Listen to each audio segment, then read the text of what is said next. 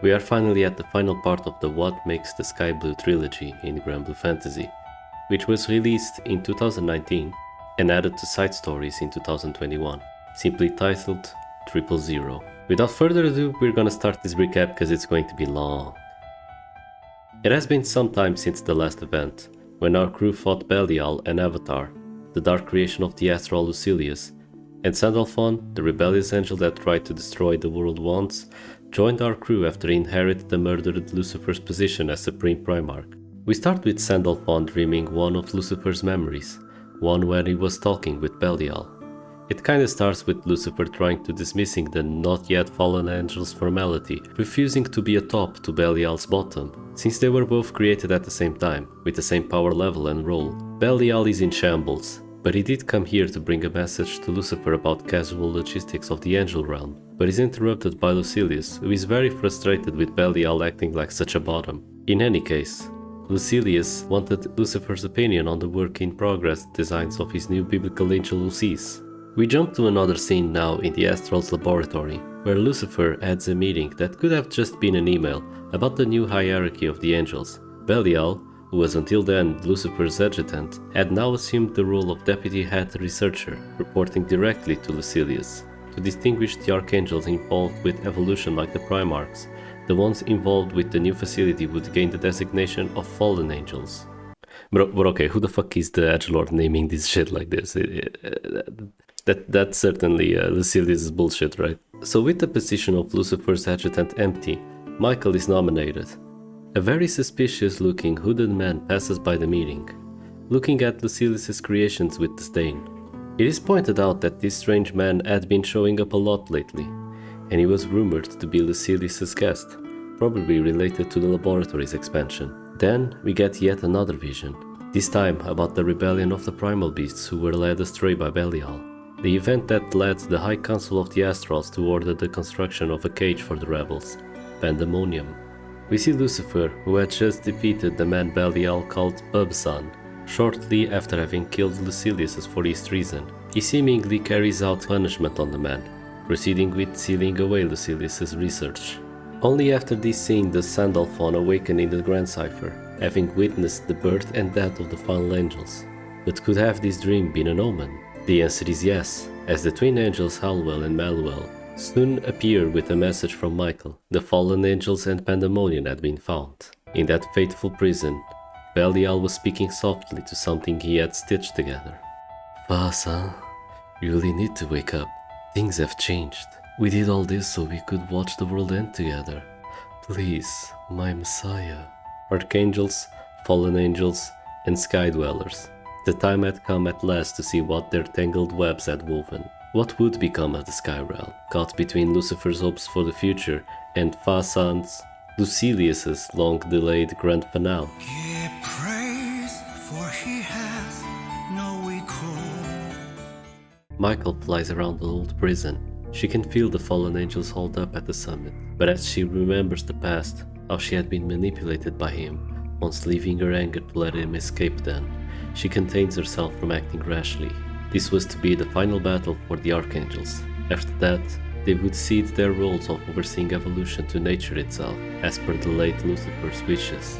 Eventually, the floating prison starts to pulse, and a strange creature breaks out of it. The fallen angels comment on it while playing chess, with Bubs revealing to have used the remains of Avatar, which he calls the power of Void, which allowed him to create new minions like these. Michael begins fighting the Feru, acknowledging its tremendous power, which could kill her if she didn't dodge its attacks. What had been once a fallen angel had been turned into a powerful mindless beast by the hooded man's power of the void. And things get even more heated with the arrival of Drakengard 1's endgame enemies. Michael almost gets overwhelmed by the sheer amount of babies, until she gets back up by a ragtag group of band favorites like Lancelot, Albert, and Charlotta, who have no qualms about mass-killing flying babies. Meanwhile, the Archangel Gabriel and the cutest alchemist Cagliostro traveled north to investigate what seemed to be an old astral laboratory and Belial's old Coom cave. the place where Belial had hedged for 2000 years, awaiting the perfect time to strike against Lucifer, never getting the perfect opportunity to do so until the man in the dark cloak appeared. The man was not a researcher like Lucilius, but once a member of the Astral's central decision-making body, the High Council, who was once charged with keeping an eye on Lucilius, someone who was clearly on at least 5 different lists in the Astral's FBI, but now it seemed that even someone like that had not been immune to Cilius' radicalization. While the battle between the Cameo Squad and the Fallen Angels force was raging on, the Grand Cipher was making its way to Pandemonium. Things on the ship are light-hearted as usual, with Lyria and Byrne teasing Sandalphon for being an edgy old man, with Lyria even going so far as to call him a big brother. He stops her then, as he couldn't feel qualified for that role because of her powers, which he believed came from the gods of the creation myth. In fact, he believed both her and Vern's origins could trace back to a past even older than the Archangels. All the lightheartedness is interrupted by a strange figure covered in rags, who attacks, seemingly looking like a corrupted Archangel, which Hallwell and Manuel plead us not to fight as they recognize it. At the same time, another corrupted angel, one wearing a hockey mask, joins Michael's fight and attacks her, seemingly holding a power that could kill even the immortal Archangels. In yet another scene change, Belial and Bubs discuss the power capable of slaying the immortals. It happened when he fell down to the realm at the bottom of the skies, the Crimson Horizon, where he eventually found the power of the Chaos Matter, which the Astrals thought as just theoretical, calling it the power to overturn Providence. The proof it was real was the fact Lucifer was now dead, and now the fallen angel army was armed with this power, threatening the remaining Archangels. Bubs was so proud of this new power he obtained, that he had even remodeled his own body with it, which was what made Belial attracted to him. Belial found most Astrals free of appetite and ego, but deviant geniuses like Bubs and Lucilius were the exception. Lucilius was a man obsessed with the quest for knowledge, while Faa-san stopped at nothing for his love of power. As the fallen angel himself puts it, watching men like you trusting their way through any barrier is a real turn-on. And so the battles between the corrupted angels Sariel and Azrael proved to be difficult, as the angels needed to avoid being damaged by their weapons. Hell and Mal insist on staying behind to deal with Azrael and let the Grand Cipher continue the journey towards the battlefield around Pandemonium. Going back to Gabriel and Cag, they finally find an office and come across Lucilius' findings on it. What is the Crimson Horizon? That dimension predates God's creation of the world. To put it another way, our world was painting on the black canvas of the Crimson Horizon. It is unadulterated chaos, the confluence of thoughts, philosophies, and timelines from every dimension, without any order whatsoever. On the other hand, we have the world ruled by providence, divinely crafted logic, causality, and the laws of physics impart order to all that transpires here. These two spheres exist in direct opposition to one another, and the chaos which lives in the depths will erode providence. The only way to defy God is to blot out what he painted upon this canvas, to return this creation to nothingness. The chaos of the Crimson Horizon is the tool best suited to that end. Destruction of the dimensional boundary separating our world from the other world would, theoretically, unleash the chaos necessary to overturn providence. The mass necessary to destroy that boundary already exists within Pandemonium. Everything necessary for my grand finale is moving into place. The only serious obstacle remaining is the Divine Tower, but I need more time to resolve that riddle. In summation, Lucilius planned to tell God to fuck off by destroying the world, using Pandemonium to destroy the boundary between dimensions, unleashing the chaos of the Crimson Horizon onto the Sky Realm. But there was also that mention of a Divine Tower. What could be the meaning of it, and why were these documents left behind like this? The battle for Pandemonium continues. The Sky Dweller's side is struggling, but we on the Grand Cipher arrive to help turn the tides. Sandalphon jumps to Michael's fight, trying to kill Steel and order her around like he is our boss. Wait, he kind of is right now. One of Avatar's ilk. So that nightmare is still plaguing this world. But this is the perfect opportunity for me to test my strength. He flexes the white wings he inherited from Lucifer, using their power to destroy the Cherub, Gabriel and Cagliostro arrive at the battlefield and start tending to Raphael, who had been injured by Sariel. They notice his wounds are regenerating as usual, due to the properties of the fallen angel's weapon, which makes Cag express concern about what could happen to the four elements if something were to happen to the angels in this battle. Watch episode 1 of this saga for more context.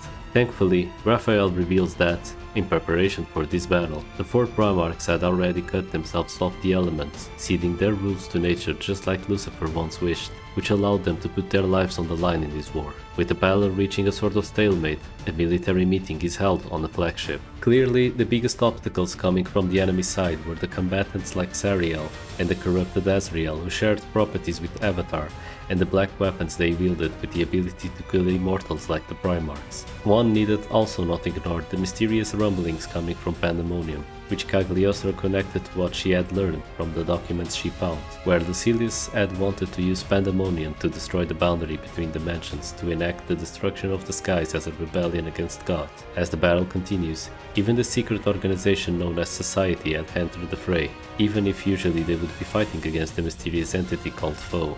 Like and subscribe if you want videos about that. With this, a strategy was delineated.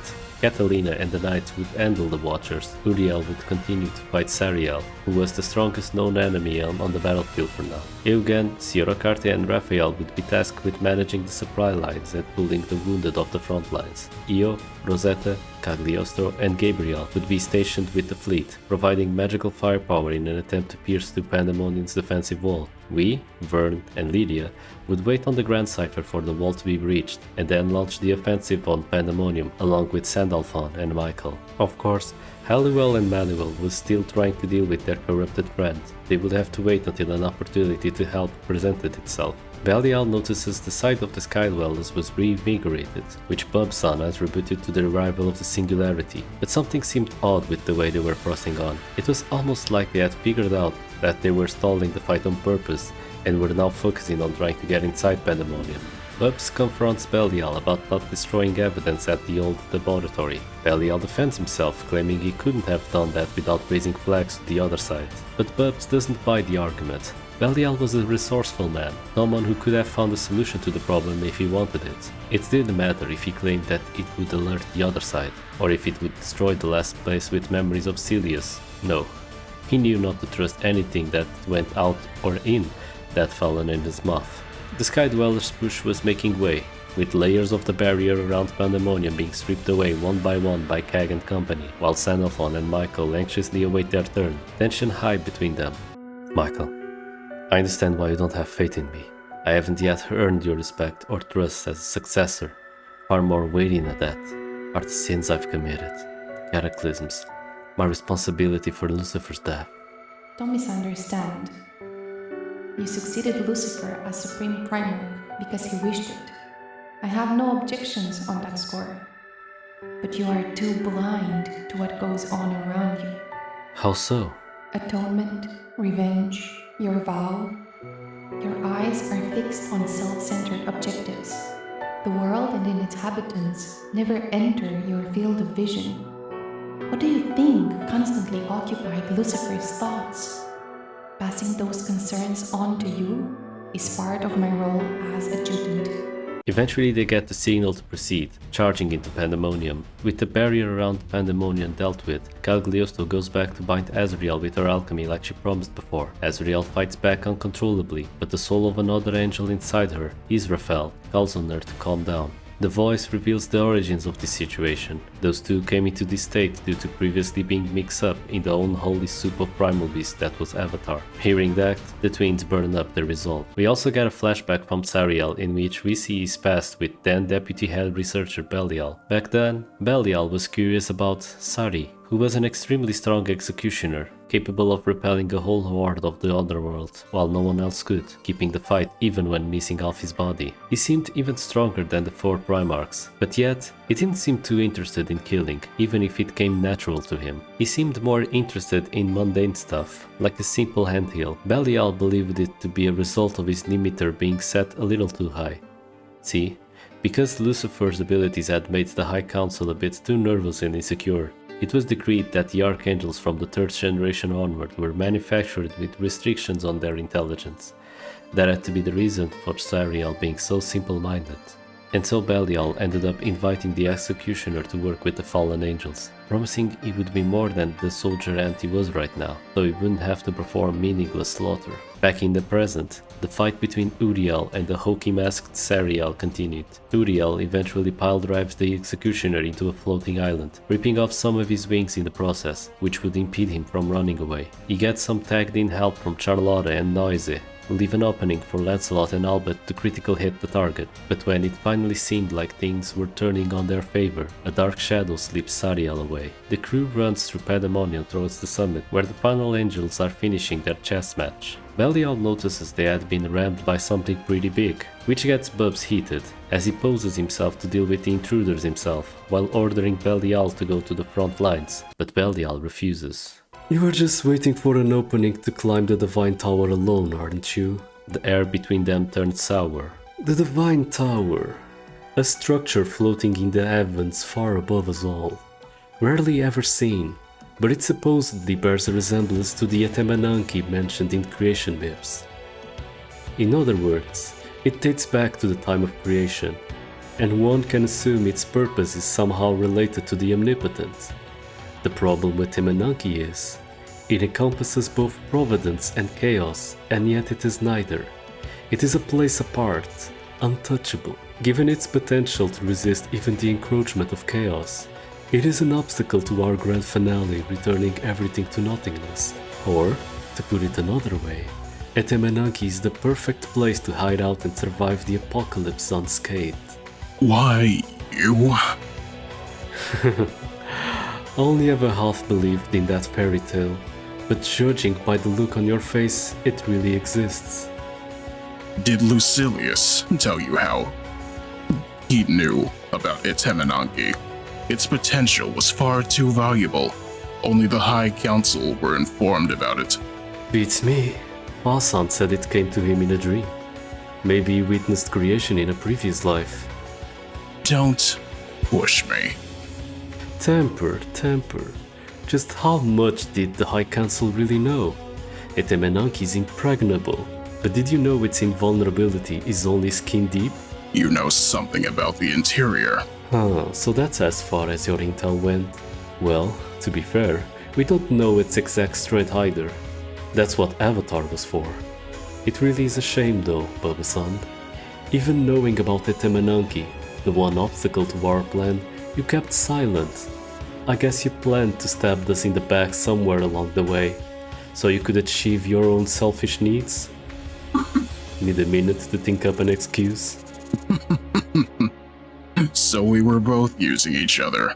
To think I let you string me along this far using Etemenanki as bait. Faa-san gets all the credit. I was really just along for the ride. Rubbish. Is destroying the so-called omnipotent really all you want? But I'll gladly use your idiotic plan. When it's done, I will reign supreme. All power will revert to me. All worlds will rest in the palm of my hand. You really are twisted. Well, who am I to judge your dreams? But our goal is the complete annihilation of the world. Survivors will not be tolerated. In the end, you were just another drone. But you were useful. For a beast. And here I thought we could be friends. Die.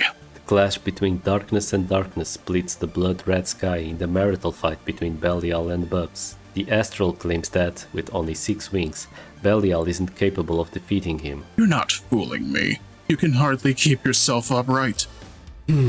Keeping it up is getting a little tiring. But I've been pent up for the last 2 millennia. And here you are offering to rub me out. Let's climax together. He shoots his load on Bub-san, thinking him checkmated, only for Sariel to show up after Bub summoned him and switched places. Belial is seemingly cornered, until he calls to Sariel. What are you standing around for, Sari? Faa-san is in that casket, you know? He tries to remind him that the fallen angels are supposed to only serve Lucilius, but as the executioner has a memory crisis, both of them get ran through by Bub-san's drill. While Belial and Faa-san were having their marital fight, we were running through the steppes of Pandemonium, having to fight a bunch of creatures that were in the way. Creatures of the older world, which were slipping into this world as the boundary between dimensions weakened. And at some point, Azrael showed up again, and Michael stays behind to fight her, not wanting anyone else to put her out of her misery. After all of that, we are finally at the summit, but something is not right. All we could see was verbal, and Lydia's head was spinning due to the cacophony of auras here, and the sight awaiting us was most unexpected. Lucilius! Gave me Lucifer's body, did you? The man had the same countenance and body as Lucifer, but it was actually his creator, the Astral Lucilius, his head grafted into Lucifer's corpse. The awakened Lucilius throws Faa-san away, gets his dick figuratively sucked by Belial, and then slaps him with it because he still sees an undestroyed world. While he awaited a report from Belial about what happened in the last 2000 years while he was asleep, Bubs tries to get away, only for Belial to shoot him down with a single shot, with all the ecstasy you've come to expect. Lucilius asks if Lucifer is really dead, since he is sensing an aura just like him getting closer, which is when Sandalphon appears, not wasting any time and immediately shooting the special attack he inherited, Paradise Lost, at point-blank range. The beams of light rained down on Lucilius and his gang. It seemed like a formidable attack, but it had barely done anything to the Astral, who scoffs and trash talks before eventually taking off into the Divine Tower at Temenanki, leaving us with Belial and Sariel standing in our way. Sandalphon tries to tell Sariel that he was just a tool to Lucilius, but the executioner was loyal to Belial alone and wished to protect him. To him, he was the only one to never have treated him as a tool.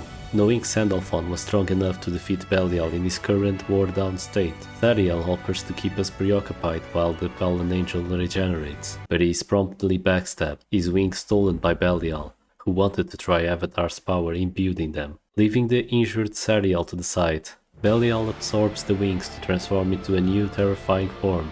Yes, versus players, this is the origin of Avatar Belial. The battle against the 8-winged Avatar Belial proves to be too much for us, while Belial was still barely warming up against the powers of the Supreme Primarch. Sandalphon's Paradise Lost and Belial's Anagemesis attacks clash again, Sandalphon being the clear loser of the trade as his wings demanifest from damage he took. After refusing our help, Sandy is helped at the last second by Michael, much to the surprise of Belial, who wasn't expecting her to take a bullet for Sandalphon. Michael admits to being on the worst possible terms with Sandy, but would rather die than seeing a Supreme Primarch lose to a fallen angel. But with all the damage from all the consecutive fights, she loses her powered state, but recognizing some growth in Sandalphon, she offers him the wings of the Primarchs. Sandalphon, of course you're struggling to fill Lucifer's role. He was irreplaceable. But no one can replace you either. It's your turn to bring about your own vision of the future. The wings he had once stolen for his own malefic goals were now being entrusted to him for the sake of the future, and so, the Supreme Primarch Sandalphon faces off against the fallen angel of cunning, Belial, again. Belial gets impressed by Sandalphon's new power, and even compares it to puberty hitting him like a truck. The two were evenly matched, wielding powers that were unfamiliar to both. Suddenly, Belial asks, "Hey, Sandy, you wanna know how Lucifer died?" Despite our pleas for Sandalphon not to let the fallen angel manipulate him, Belial continues. Bubs ran Lucifer through his big black spear in the Great Hall in Canaan, which had finished things right then and there. But didn't you think it was strange? Even if Lucifer was mortally wounded, he should have been able to get off a retaliatory shot or two. His hands were tied. He was standing in front of an angel's cradle. It had been the cradle where Sandalphon had been sleeping after being defeated in episode 1 of this saga. The only flaw in his perfect defenses, the only time he ever wavered, was cleaning up the mess you made, Sandalphon. You want revenge on the fallen angels, even though you're the reason he died. Sandalphon's heart stops. He was the reason Lucifer died? We get to pick a pep-up line to help him recover from that mind break, which helps him go back to his powered state. Realizing he should have taken us out first, claiming Skydwellers shouldn't meddle with celestial affairs, Belial tries to attack us, but he's stopped by our waifu Catalina and the gang finally joining the fray at the summit of Pandemonium. Meddlers just rising out of the ground like earthworms after the rain. But that's the way the Singularity's influence works, a ripple that turns into a tidal wave. I'd planned for the Primarch's resistance, Faa-san's betrayal, and the development of Sandy's potential. The only wildcard was you, Singularity. And so, we go for the final round against Belial. The fallen angel of cunning is at last brought to his knees, after nearly 2000 years of scheming in the shadows. Sandalphon asks him how to stop Pandemonium, which he refuses to answer. Belial jokes around, only for Michael to steal Eugen's gun and shoot him in the dick, sick of hearing his voice at this point, and knowing they'd have to find the solution themselves anyways. She asks for Sariel's sight, presumably to execute Belial. Don't glare at me like that. What's become of my adorable little trainee? And you are all missing the point. The grand finale is also the beast's salvation, you know. Beasts were created to toll thanklessly for our masters, undying for all eternity. Archangels bound by their allotted roles, modern beasts bound by contracts. Behind that awesome power is a massive emptiness. Maybe in the past, primal beasts can lead normal lives now, someone exclaims. Normal? I guess from your limited perspective it might seem that way. You understanding Skyfarers welcomed Sandy into the fold, even though he was hated and feared for causing the cataclysms. But in 100 years' time, or 1,000, who will be there in your place to sympathize with him? His friends who understand will die off one by one, and the task of protecting an ungrateful world will wear on him, but he will live on forever, alone, misunderstood, laboring in futility. I simply want to free him from that cycle. What did Sky Dwellers ever give Lucifer in return for his efforts? He did battle with the enemies of the sky all his life, and did the inhabitants even know his name? Regardless of who was right, Pandemonium was starting to shake, and Belial takes the clue to walk away. Come back here. You think you can escape in your condition? Give it up already! We're not gonna let you turn the sky red. That's right. We'll get our blue skies back. Your blue skies, Why are you so hung up on that? Don't you have any questions, any suspicions about how the world works? Logic, causality, and the laws of physics are nothing more than tools of the gods' convenience. There is no reason why the sky has to be blue. Enjoy the grand finale. Seemingly accepting this end, Belial lets himself fall to the abyss. After being gravely wounded by Faa-san, the hooded man was in the lower reaches of Pandemonium. He is found by Hallowell, who knew him responsible for Azrael and Israfel's tragic situation. She was wielding their black swords, recovered from them once Azrael had used them to end her situation herself after regaining her will for a short moment. Annoyed by what he saw as an inferior being pressing him for answers, Bubs tries to power up, but the enraged Hal attacks him, with a force a two-winged angel like her shouldn't have, maybe the effect of a malfunction on her limiter. She still gets knocked back a little. The Astral couldn't let an inferior being whose sentience was just a byproduct of an algorithm get the best of him after all. He would have to dispose of her. But the angel wouldn't give up. She wouldn't allow him to call those two mere tools. Through their battle, Bubs gets convinced to take her seriously, but the cavalry arrives in the form of Manuel and Lancelot's party, declaring all the Watchers to be defeated and Pandemonium to be completely surrounded. By this point, the four Primarchs were even using their powers to stabilize Pandemonium and the dimensional boundary in order to halt the grand finale.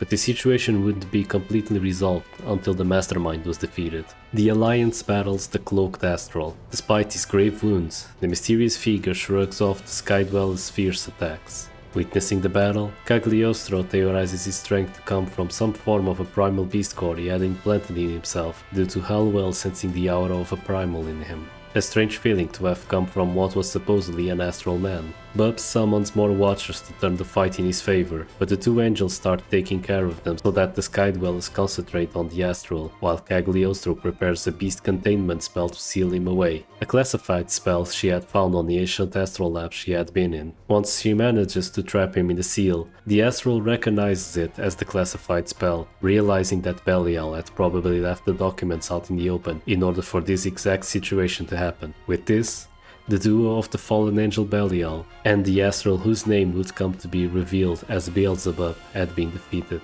and the destruction of the world halted.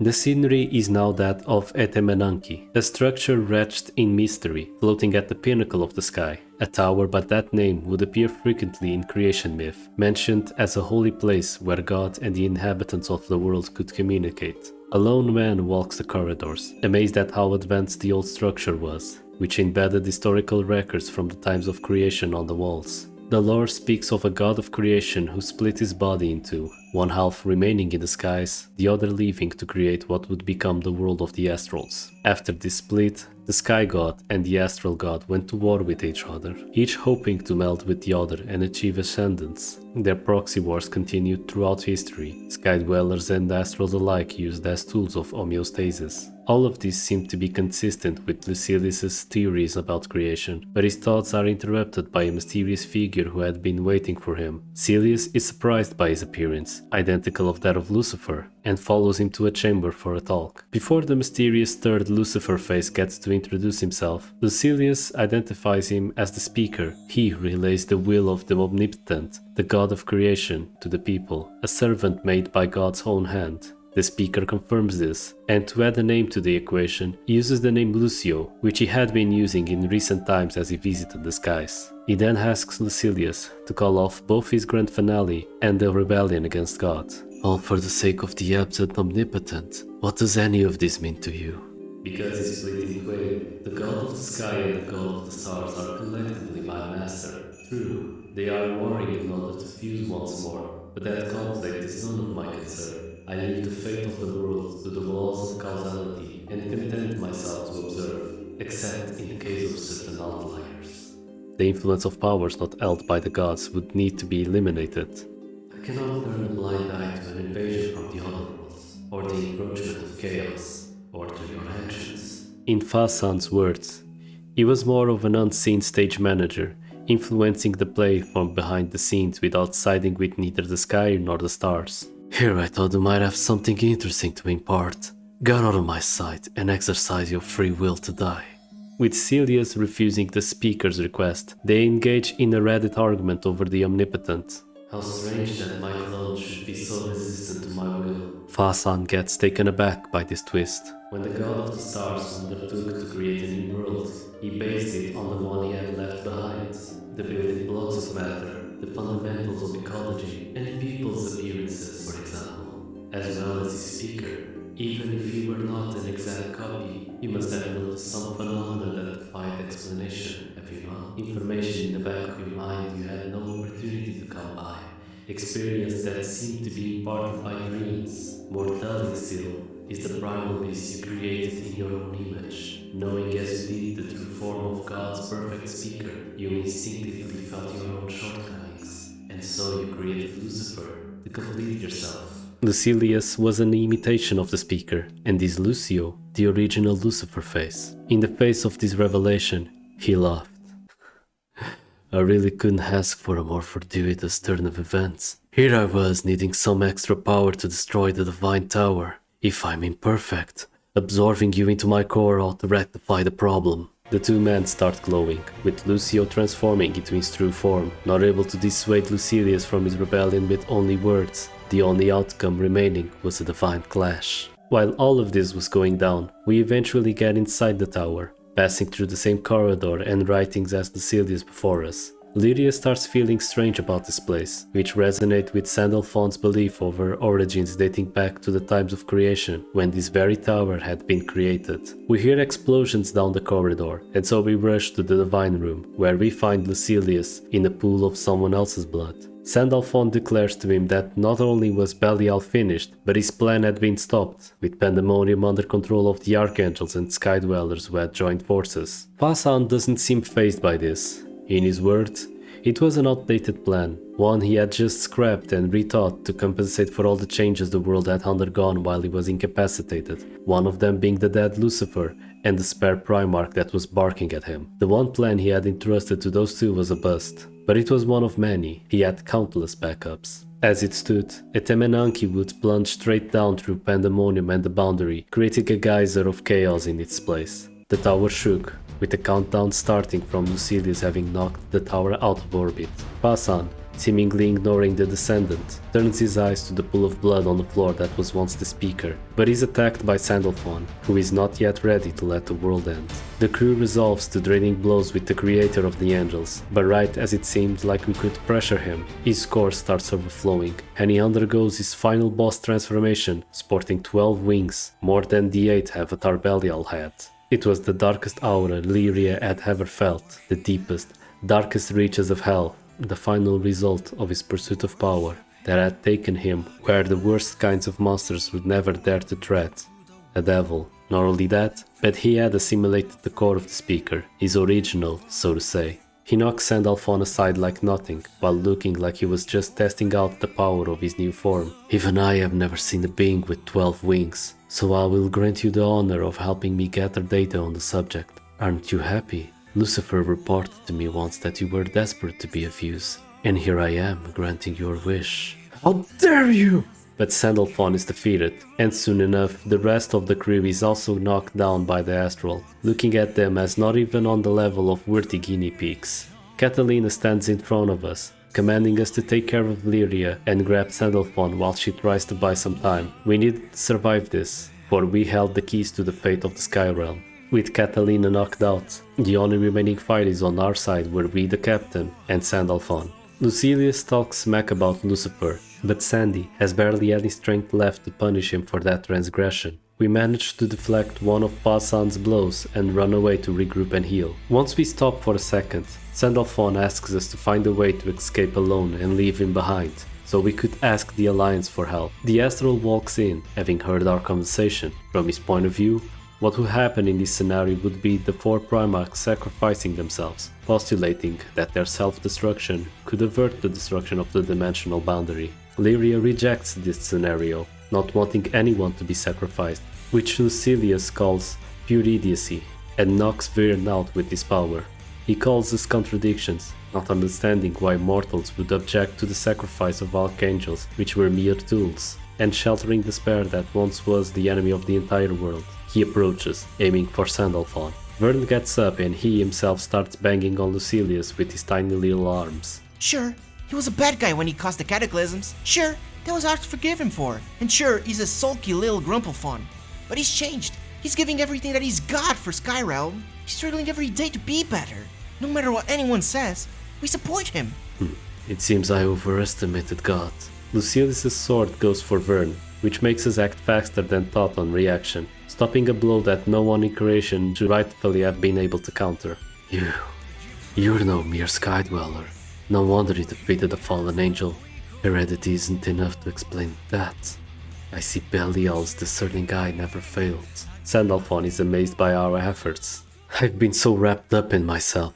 I never realized how you all felt. I want to protect you all. I want to protect these guys, not in atonement, not because of my promise, not even because I am the Supreme Primarch. This is my own wish, chosen myself. Lyria's feather shines, reminding Sandalphon of memories of the paradise that once was, his heart filled with a profound sense of peace, alongside the achingly bitter taste of unfulfilled longing. His character song starts playing as he once again activates his Supreme Primarch form, sporting 12 wings himself. It seemed Lucifer's power in that feather had manifested through Lyria's summoning power to awaken this form. Looking at this, Lucilius still continues his shit-talking, calling his wings a collection of borrowed plumage, defeating a spare.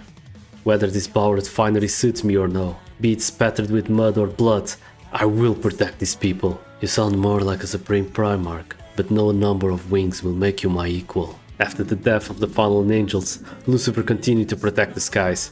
He chose to do so of his own free will. Do you know why? Are you going to lecture me on altruism, you narcissistic mass of spare parts? No, but you created Lucifer, and laid the foundation for all the primal beasts who followed. Just once, I wanted you to consider how Lucifer must have felt. I don't care for that look in your eyes. One being in creation able to stand as my equal is more than enough. But he's dead, and the world is about to follow. Everyone, this will be our final stand against him. I know how much I'm asking of you when you're already wounded, but please, will you join me? Before he can even finish speaking, we agree with a warm smile. Weapon in hand, the captain of the Grand Cipher squares up beside Sandalphon. Thank you. Yes, let's give it our all. Lucifer-sama, we will keep the skies blue. Final boss of the event begins, and we finally get to checkmate Lucilius. Despair and the singularity, the girl and the dragon unfettered by providence. There were far too many unpredictable elements in this equation. Failure was almost inevitable, but you won't take my free will. Lucilius fires off his own Paradise Lost, while Sandalphon does his own Father-Son Paradise Lost. As the beams of light overpower the beams of darkness, we witness the king of the fallen angels fall to his knees. 12 mismatched wings, imbued with the strength and hope of 6 different souls, triumph at last over 12 dark wings, untouched by love or camaraderie. But Etemenanki is almost upon Pandemonium, and we need to avoid dying of crashing alongside. A voice echoes throughout the room as a dimensional rift is opened, thanking us for our efforts and telling us they are going to trap Cilius in the rift leading into a space between dimensions. But Belial appears, apparently having gotten inside the tower by taking a random airship he had stolen. He lays his terms on the table, considering how exhausted and incapable of fighting everyone was. We could let him and Faa-san go, and take his airship in return to escape the tower. Hesitantly, we agreed on his terms. Even Sandalphon agrees to the proposition, now confident we could defeat them again if they ever dare show their faces in the Sky Realm again. Belial then starts running off with his master. Why are you sulking? It's a shame the plan didn't work out, but we can always make a new one. You're not fooling me. You don't care at all that it failed. No, I mean it. Well, it's a shame, but it was amusing. Contradictions from you too. Love is a mass of contradictions, Faa-san. They try to escape, but they still get caught by the dimension rift the speaker had created from beyond the grave, not to be seen until the story mode of Granblue Versus. We get on Belial's ship and hurriedly try to escape the falling tower, but Sandalphon accidentally falls towards the large rift and awakens someplace else. It was the house he was living in when he was sealed away. This had to be a dream, but he hears a voice telling him that was not the case. Knowing this voice, a voice he could never forget, he turns around to see Lucifer, who serves him coffee, as he would once do a long time ago.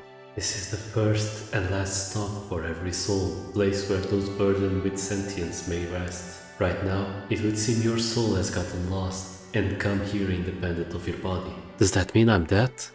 I don't believe so, but I do not know enough about this place to say for certain. Even the space in which we now find ourselves may simply be an illusion spawned from my own memories, or yours. This is no illusion. How do you know? I can tell. My mind feels clearer. I know you are Lucifer. Then you must be Sandalphon. Did my message reach you? Yes. Lucilius's legacy, his research to bring about the end of the world, has been destroyed. I believe the 4 Primarchs are in the process of ceding their worlds to nature. I see. I knew I could put my faith in you. Thank you, and forgive me for placing such a heavy burden on your shoulders. I'm the one who should apologize, Lucifer, for the rebellion and the cataclysms. I sowed those seeds myself, and still I blamed you, and saw only my own pain. I set the stage for that tragedy that unfolded in Canaan. Mere words could never encompass my regret. You have no need to apologize to me. I was the one who overlooked your feelings of inferiority. No, I have to acknowledge my sins for what they are. I must, if I am to atone in any meaningful way. Sandalphon. Very well, but you must remember one thing, for my sake. Even should the world deny you forgiveness, even should people throughout time look upon you with hatred, you are, and always shall be, my solace. Always. Thank you. I will carry those words close to my heart. I'm depending on you, Supreme Primarch. Understood. And you will always be my guiding light.